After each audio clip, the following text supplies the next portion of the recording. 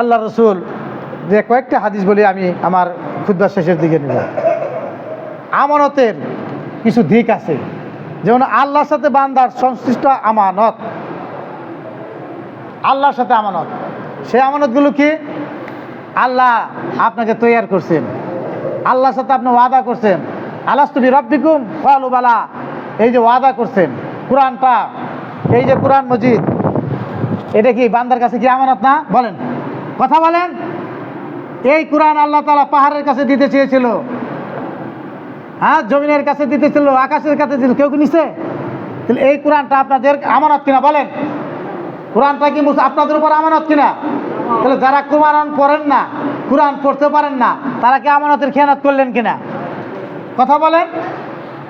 এটা হলো আমানত। আল্লাহর কাছ থেকে আপনার ওয়াদা, আপনি আল্লাহর কথা মতো চলবেন, 5 ওয়াক্ত নামাজ পড়বেন, কাউরে ঠকাবেন না, মিথ্যা বলবেন না। এটা হচ্ছে আল্লাহর সাথে আপনার ওয়াদা। ব্যক্তি জীবনে আমানতদারিতা, আল্লাহ রসুল বলছেন লা ইমানা লিমান লাম আমানাতা, যার আমানতদারি নাই তার কোনো ইমান নাই, যার আমানতদারি নাই তার কোনো ইমান নাই। ওয়ালা দিন আল ইমান লা আহদালাহু, যে অঙ্গীকার রক্ষা করে না তার কোনো দিন নাই। ভালো করে শুনেন, যে আমানতদারি রক্ষা করতে পারে না তার ইমানই নাই, যে অঙ্গীকার রক্ষা করে না তার কোনো ধর্মই নাই। আবু হুরায়রা রাদিয়াল্লাহু আনহু বলেন, অল মুস্তাশারু মুহতামিন, অল মুস্তাশারু মুহতামিন, যার কাছে পরামর্শ চাওয়া হবে সে একজন আমানতদার। অনেক সময় অনেক মানুষ বিপদে পড়ে, না বুঝে অনেকের কাছে পরামর্শের জন্য আসে না, তো পরামর্শের জন্য আসার পরে খালি কুবুদ্ধি দেয়। উকিলের কাছে গেলে কলে মামলা করো, বলে না মামলা করে দাও। রাজনৈতিক নেতাদের কাছে গেলে কি বলে? বলে টাকা নিয়ে আসো।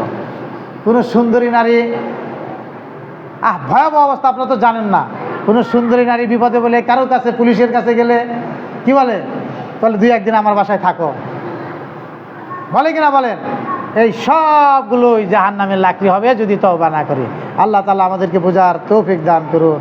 আল্লাহ রসুল বলেন, যে ব্যক্তি কারো নিকট এমন কথা শুনে এবং সে চায় না যে তা ফাঁস হোক, এই ধরনের কথা হচ্ছে আমানতের খেয়ানত।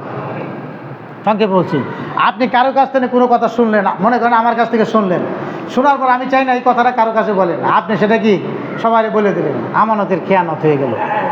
প্রিয় ভাইয়ের আমার, সমাজ জীবনে আমানতদারিতা, সমাজ জীবনে আমানতদারিতা। আল্লাহ রসুল বলেছেন, লা ইউমিনু আল্লাহ, লা ইউমিনু আল্লাহ, লা ইউমিনু আল্লাহ, কিলা মান ইয়া রাসূলুল্লাহ আল্লাযী লা ইয়ামানু জারহু বাওয়াকিবহু।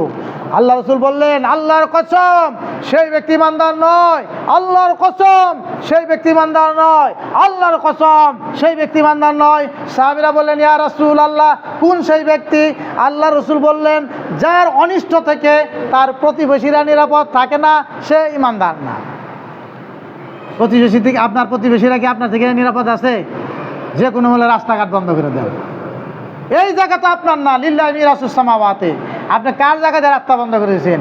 এই জায়গার মালিক ছিল আপনার দাদা, তারপর আপনার বাপে, তারপর আপনি, 2 দিন পর আপনার ছেলে। তাহলে মালিককে, সব কিছুর মালিক আল্লাহ, আল্লাহ এগুলার মালিক হবে।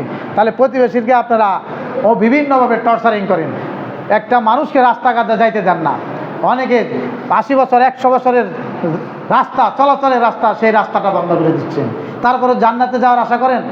মানুষের রাস্তা যে বন্ধ করে দিবে, আল্লাহ তার রাস্তা বন্ধ করে দেবে। আল্লাহ রসুল বলছেন, মানুষের চলাচলের রাস্তা তোমরা বন্ধ করো না। রাষ্ট্রীয় জীবনে আমানতদারিতা আছে, রাষ্ট্রীয় জীবনে আমানতদারিতা। বাদ পায় না, এমপি হইলেই লন্ডনে বাড়ি, আমেরিকা বাড়ি, ফ্রান্সে বাড়ি। টাকাগুলো কার? এই আমাদের বিদ্যুতের দাম বাড়ে, লবণের দাম বাড়ে, তেলের দাম বাড়ে, এরা হলো চোর। এই চোর রাষ্ট্রীয় আমানতদারিতা নয়।